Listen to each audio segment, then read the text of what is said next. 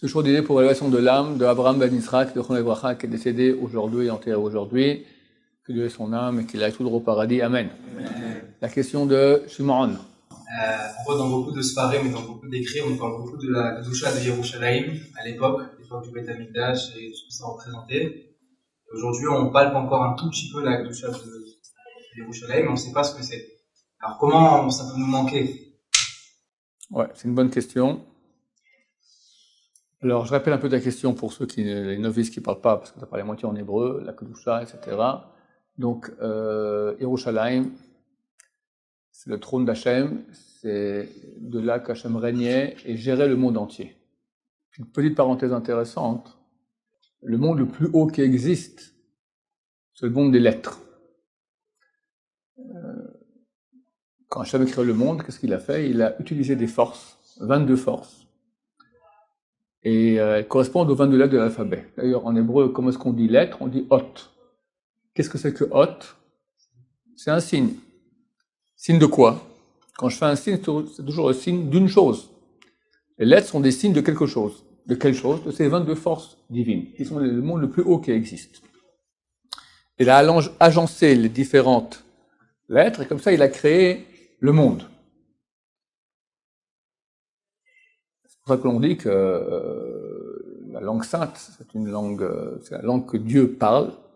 C'est pas qu'Hachem a une bouche et s'exprime. Quand on dit que Dieu parle, ça veut dire qu'il y a une expression. L'expression vient du mot ex, ça veut dire mettre à l'extérieur. C'était, il avait une pensée, il avait un désir et il le réalise. Réalise, c'est passer de intérieur à extérieur, de virtuel à réel. C'est ce qu'on appelle la parole. C'est pour ça qu'en hébreu, on appelle les objets davar. Davar, c'est aussi parole. Davar, c'est une chose. On a aussi Elot Dvarim Shadiber Moshe, le livre de Dvarim, commence aussi les paroles qu'a dit Moshe. Dvarim, d'accord, pluriel de davar, davar, Dvarim. Ou bien quel mot on utilise en hébreu pour dire objet? Chefetz, chefetz aussi c'est un désir. Ils sont entourés de paroles et de désirs d'Hachem, réalisés. C'est ça la réalité. Donc à cette fin, Hachem utilisait les 22 lettres de l'alphabet, et chaque mot, d'après les lettres qui le constituent, est le résultat de la composition des forces divines correspondant aux lettres qui le constituent. C'est un cours à part, un cours que j'ai fait très longtemps, qui est très très beau, ça s'appelle « Quelle langue Dieu parle-t-il ?» où j'explique, je prouve par A plus B, c'est unique à la langue hébraïque, aucune autre langue peut faire cela.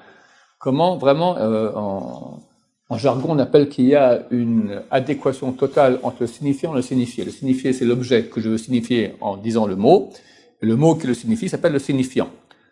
En français, il n'y a aucun rapport. Je dis feuille, d'accord. Pourquoi on appelle ça feuille? J'aurais pu l'appeler aussi cocorico ou avoir raccourci, d'accord. Il n'y a pas de.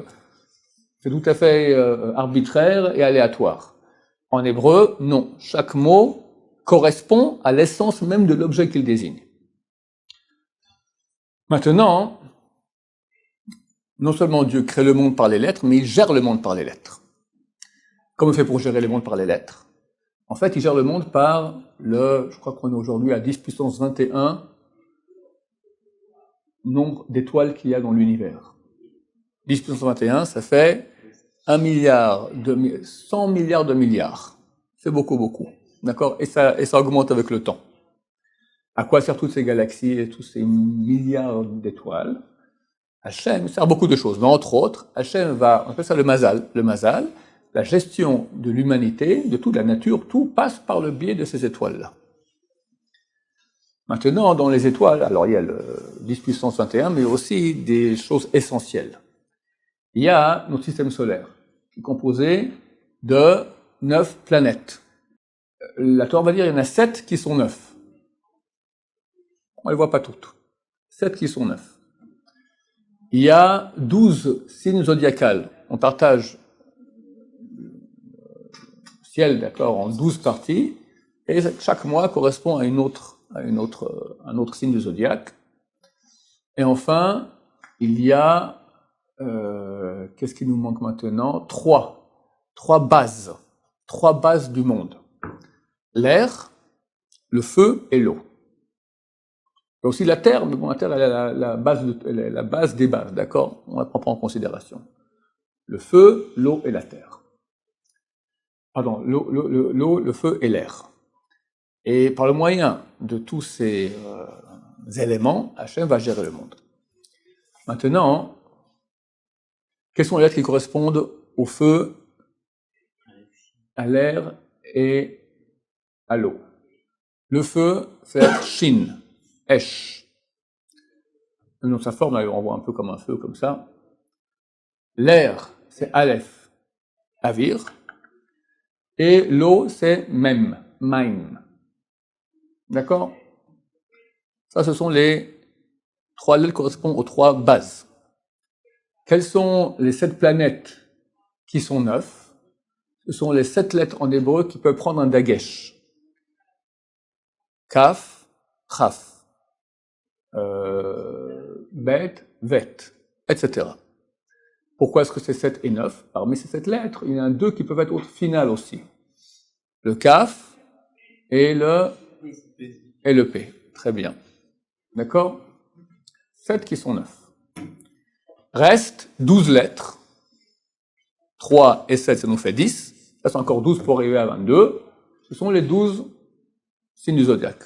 Le premier livre de Kabbalah qui était écrit dans l'histoire, est écrit par Avraham Avinu, s'appelle Sefer Yetzirah. Là-bas, il dit le rapport. Chaque mois, chaque lettre, chaque tribu, chaque membre, enfin, il fait tout un rapport, voilà. Pas à lire, on ne comprend pas, c'est trop. Hein. Jamais lu de ma vie, je sais qu'il existe. Une fois, j'ai entendu qu'on disait au nom de ce livre, d'accord? Avraham Avinu. Il est encore en vrai? Ah ouais, tu peux en acheter en librairie, ça coûte 50 shekels et tu vas avec le commentaire du Ravad. D'accord? Sefer Yetzirah, le livre de la création. Hachem a voulu que toute cette gestion que se faisait de haut en bas se fasse de façon horizontale. Pas qu'Hachem est en haut. Et il agit sur le mazal, le monde astrologique, et ensuite ça arrive sur l'humanité, mais que son trône soit à l'intérieur du peuple d'Israël, que de là-bas tout rayonne sur l'humanité entière. Où a-t-il fait cela? Dans le désert. Dans le désert, il y avait le sanctuaire, la présence divine, et il y avait 3 campements. Le premier campement, c'était Machane Shrina, le campement de la Shrina, avec dedans Moshe, Aaron et Myriam, les 3 fils de Amram, fils et filles de Amram. Ensuite, il y avait Machane Lévia, le campement des Lévites, et ensuite Machane Israël, le campement des tribus d'Israël. Ça correspond exactement aux lettres. Les 3 Machane Shrina, Moshe, Aaron, Myriam. Moshe, c'est l'air, le plus spirituel de l'humanité, celui qui est moitié ange, on disait, d'accord, il va dans le ciel et reçoit la Torah, pendant 40 jours il ne mange pas, ne boit pas, etc. Le feu, c'est Aaron à Cohen, qui s'occupait du feu, d'accord, des sacrifices, et Myriam avec le puits d'eau qu'elle amenait. Donc les 3 bases. Ensuite, les Lévites, 7 familles de Lévi'im. Lévi, il avait 3 enfants, Gershon, Kehat et Merari, et ils avaient en tout, à part la famille de Moshe et ses frères et sœurs, il restait 7 familles de Lévi'im qui étaient dans le deuxième campement des Lévi'im correspondant aux 7 planètes du système solaire, qui sont 9. Reste 12 tribus, 3 de chaque côté, et on a maintenant le peuple d'Israël, et de là, ça rayonne, et Dieu exerce la gestion du monde depuis le peuple d'Israël. Ça, c'était tout à fait provisoire. Am Israël arrive maintenant au temple à Jérusalem, et de là-bas, ça part. À cause de nos péchés nombreux, le temple a été détruit, et on n'a plus cela. Et, comme un enfant dont le papa est parti à l'étranger, il y a bien longtemps, quand il était petit, il avait 6 mois, et sa mère attend que son mari revienne, d'accord? Elle raconte à son fils, et son fils aimerait bien, comment papa. Mais il n'a jamais vu papa. Et il ne peut pas s'imaginer ce que c'est. Alors nous, c'est à la puissance 1 milliard, d'accord? Impossible. On parle maintenant de la présence divine. Il y avait à Jérusalem, à l'entrée de Jérusalem, juste dans la muraille, il y avait un endroit qui s'appelle la Kippa. C'était une sorte de coupole comme ça. C'est là-bas où les gens allaient faire leurs calculs. C'était interdiction de faire les calculs, ton bilan de tes affaires aujourd'hui, dans Jérusalem. Parce que Jérusalem est appelée Mesos Kol Haaretz, c'est la joie de tout l'univers. Quand quelqu'un il fait maintenant son bilan, il voit il a gagné, il a peur, il ne sait pas, oui, non, il est un peu angoissé. Angoissé à Jérusalem, dehors. Tu vas là-bas, la muraille, c'est juste là-bas, extérieur, pas dedans. Il y avait des miracles extraordinaires. Quelqu'un avait un problème de Emouna, il va au temple, comme aujourd'hui, une tempête, là, un vent de 80, 120 km, je sais pas combien, là, il voyait la fumée des corbanotes, des sacrifices qui montaient tout droit, comme ça. Et plein de sang. En plein été. Pas une mouche. Pas une mouche. Il y avait, au temple, il y avait le misbéach, l'autel, et il y avait une rampe qui montait vers l'autel. Maintenant, au début de la rampe, à droite, il y avait des dalles, d'accord, tout était dallé. Un endroit qui s'appelait comme un Deshen, l'endroit du Deshen. Là-bas, on mettait deux choses. On mettait les cendres, parce qu'au bout d'un moment, il y avait beaucoup trop de cendres. Alors, on mettait le trop plein de cendres là-bas, et aussi les volatiles qui étaient sacrifiés, donc des pigeons par exemple. Alors, il y a un problème avec le pigeon. Pourquoi? Il se nourrit de vol. Il va des fois dans un champ qui ne lui appartient pas, il pique une petite graine, hop, voleur. Comment on peut sacrifier un voleur à Dieu? Alors, qu'est-ce qu'on fait? Le Kohen faisait un trou comme ça, une sorte de colonne, et prenait tout le tube digestif, tout le système digestif, jetait ça par terre.